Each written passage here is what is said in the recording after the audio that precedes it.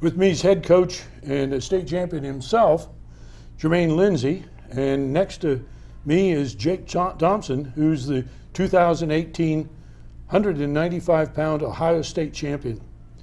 Coach Lindsay, How you you doing? won this title, not this title, but your title, back in 2007, and then you earned All-American status at Ohio University, right? Yeah, you stand correct. With all that experience, which do you find more difficult, coaching or wrestling? Ooh, that's a tough question. If I had to really think about it, coaching is way harder than actually wrestling, but I can never take away from all the hard work and pain that I had to endure to capture my goals. So, Speaking of pain, how important is that in the sport? Is it something that is a motivator, or is it what turns some guys away from it?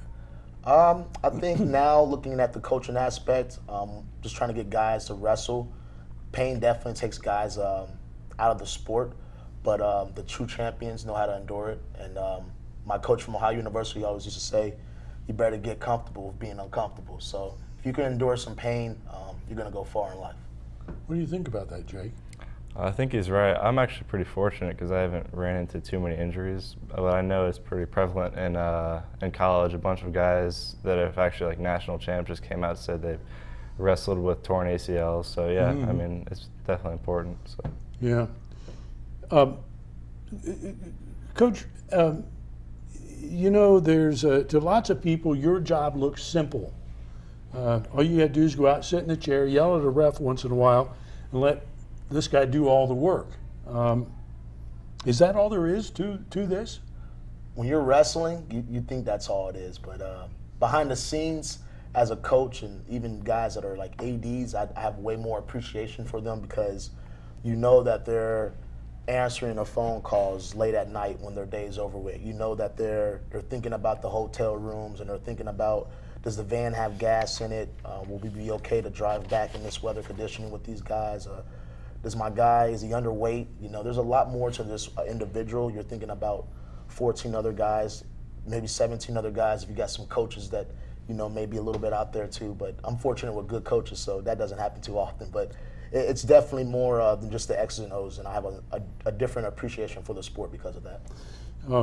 You took over at Moeller here eventually, or ultimately, from your own head coach, Jeff Geyer, and of course there was the interim coach with Coach Y. Yes. Is there any extra pressure on you to be successful because you are a Moeller guy and a Moeller champion? From inside our organization, I wouldn't say there's pressure, but just the accolades that I have, I always want more for myself and Moeller's program. And being an alumni from the school, I don't want it to ever fall down or be a top 6 city team. I want us to be number 1 in the city, number 1 in the state. You know, I have aspirations for that. But I think going back to your question, I want to see this school be successful, so I'll do whatever it takes for that to happen. So Jake, tell us what it takes to become a state champion. What was your, what did it mean to your life? Because it isn't something just happened this year. What did it mean to your life? How did you choose the sport, and what did it mean to you to reach this level of accomplishment? All right, yeah. So I guess I'll answer the first one. Yeah, my dad got me into it when I was 5, so I think a main part of wrestling is like you have to have the experience, and once you have the experience, you get like the mental toughness, and I think that was a big part in my success was just the mental game of like staying calm, like kind of joking around before and not getting too like tense, and that like also comes with being like, before I won state, I was a state qualifier, so it's kind of hard just to go straight to a state champ. It kind of like takes some steps to get up to that. So I was familiar with like the process, and then took second as a junior, so I was kind of prepped going into this year to, I had the same coaches, Jermaine and Joe, and I was prepped going into this year to win state. So. You know, that's one of the things that I was going to ask about. You were runner-up in 2017. Yes, sir. How did that affect you between that event and this event? Yeah, I mean, it was tough to, it was tough to deal with, but it made all the difference. Like this year, when I was in the finals, I knew like how to deal with the crowd when you're in the tunnel just waiting and your name's about to be called. Like this year, I kind of just like walked out, calm, looked at my coaches, got ready, just got the job done. You talk about calmness. We were commenting as we were watching the match, the final, actually the semifinal match. Probably was as scary as anything we've gone through. Maybe it was for you too, Coach. It was very nerve-wracking. But he didn't. I didn't see that in Jake. No. He seemed to be in control of what was going on. The other guys and I, Tim and Greg, we're sitting there. We're looking at one another, and everybody's going, uh-oh, and then it was that kind of a match, and that's a tough thing. And you are the second champion who's mentioned this idea of learning from past experience, having been there. It's a different world, and that tunnel experience is something that you'll remember your whole life, I suspect. You will. As a coach, I remember it back in the real old days. It's a special moment. Yeah, it really is. It wasn't an easy road to the title for you. Coming into the district tournament, you had 2 losses during the season, and then you get to the state meet. You pick up a pin. You follow that with a dominant match, and then you get into that sudden victory quarterfinal match. Mm-hmm. How hard is that, knowing that you're now into sudden victory? Do you train for that? Yeah, I mean that was a tough, like athletic kid, like kind of Jermaine, how he wrestles, where it's just tough to score on. So, like once I got in that match, I knew it was gonna be. You just have to grind it out. But I just found a way to win at the end. So yeah, I mean, I wasn't really worried, but I knew that it was gonna be like kind of tough. So That's true. That's truly a strong mind that you've built there, and that I suspect that's going to pay you dividends in the long run.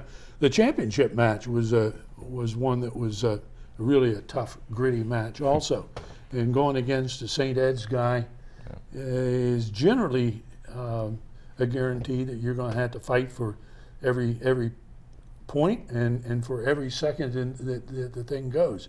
What were your thoughts as you went through the match? When did you think you had it won? all right, well, my coach just game planned it, and we knew that he was always attacking. So you need to stop that. One of them is you have to be able to ride him out. So you take him down, because if you take him down and then you're not able to ride him, he gets back up and he's coming right at you. So to slow him down, you have to ride him out. So I went out there, take an early shot, and took him down, and it was actually pretty easy, and I rode him out for the rest of that. And then now that I've watched it a few times, I think the key to that match was riding it out. And then once I knew I had won when I had him on his back, and I couldn't really see him coming back after that, because I knew he couldn't get back once on me, and I'm pretty tough to take down. So you might have had a flashback when you watched the Nationals and you saw Penn State and Ohio State at 190. I can't. I lose 97. Take down to the back and get reversed and stuck. Just like that, yeah. That was really a very exciting match for everybody that was there. We weren't able to televise that match because OHSAA limits what we can do at the finals. Time Warner Spectrum has exclusive rights to championship matches in Ohio, and that's the reason we didn't get to talk to you right away, because usually we go out, we grab a hold of champions, put a mic in their mouth when you're trying to catch your breath. You had to do that, didn't you? Yeah. We couldn't do that, and so we're trying to make up for it. This is going to be part of a bigger thing in the fall, and it's as we open the 2018-19 season by looking back at this one. I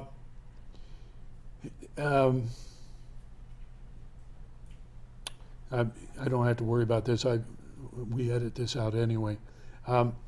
There's another question I wanted to ask about motivating forces. I asked Coach about the influence of Moeller on him and as a coach. What about the influence of Moeller on you as a wrestler? Does it play a role in shaping you and Yeah, making for you sure. who you are?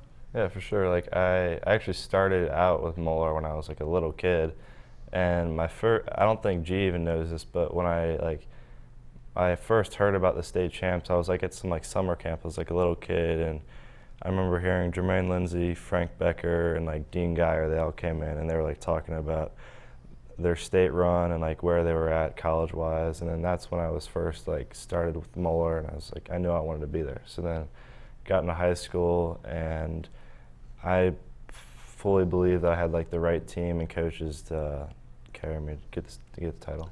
What about now that you're part of the Moeller tradition? What responsibilities, what pressures does that put on you now? Well, I'm going to step in and say he's going to be an All-American and hopefully Moeller's first national champion. There you go. And we said this right after he won state title, walking into the hallway.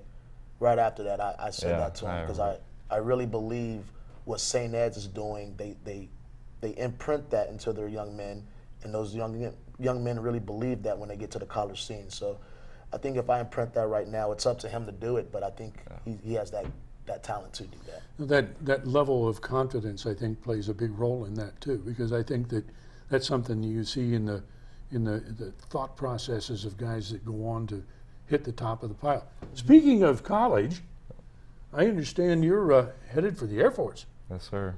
So are you going to go? And Coach has already tipped us off that you're planning on wrestling out there too, Yeah. right? Yeah. So how long have you decided? How long have you been thinking about becoming an Air Force general? Well, yeah, so I think it was like freshman or sophomore year, I just wanted to become a pilot.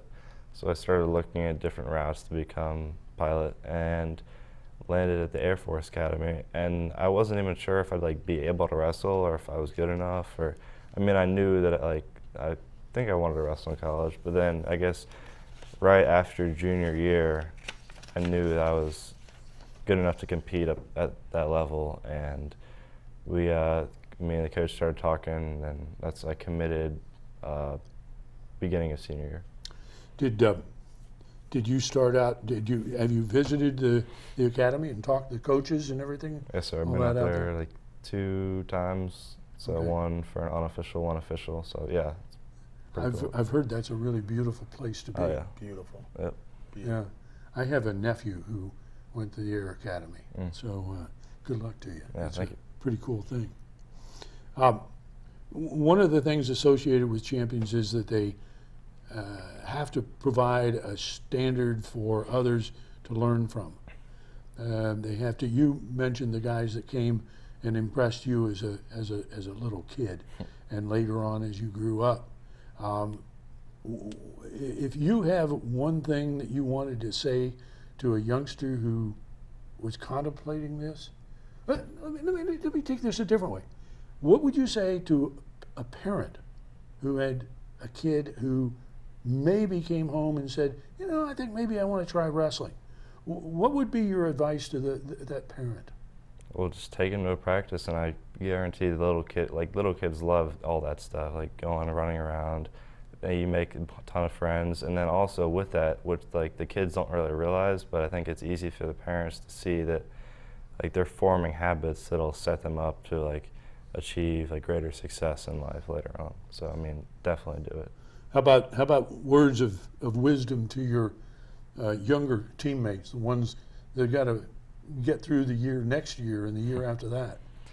Just get in the room more, experience everything summer wrestling. If you want to get a step up on the competition, you have to find it somehow. So. Did you spend a lot of time summer wrestling? Yeah. I went to Fargo, and I definitely could have done more. But yeah, I've done like some freestyle here and there. So yeah, it helps a lot. So you're the newest of our Moeller champions, and what do you think's in your room to duplicate this act, Coach? I think we have a lot of young talent. One name that stands out is Jordan Ward.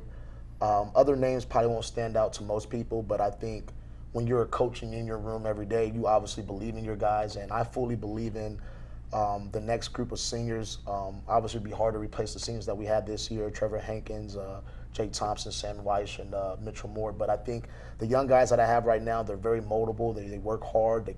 They're coachable, and then I think they're hungry. But like Jake said, we just have to be a little bit more mat rats, and the sky's the limit for our team. Well, thank you, Coach. Appreciate your taking the time to join us today, and especially Jake.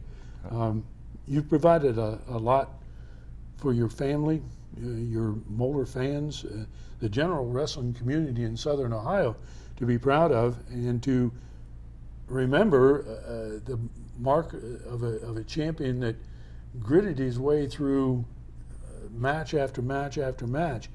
You're joining a group of very special people. State champions from this part of the state are unique in that there's not a whole lot of them, and that makes you stand out.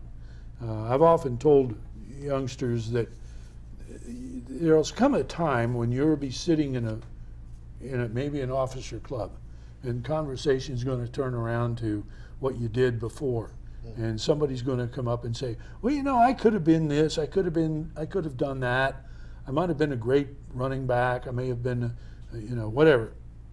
But there's the one guy that has the chance to put them all away is that guy that says, well, I did it and I was a state champion. So good luck to you, and best wishes to you in the Air Academy. And Coach, we'll be looking forward to seeing you, Thank you. in the fall. Thank you. Congratulations. Appreciate it. I'm Dave Bean for Waycross Community Media. I want to thank Denny Dupps here at Indian Hill News for providing us with the location and the system to get this interview done. We'll be looking for you as the 2018-19 season begins. Goodbye now.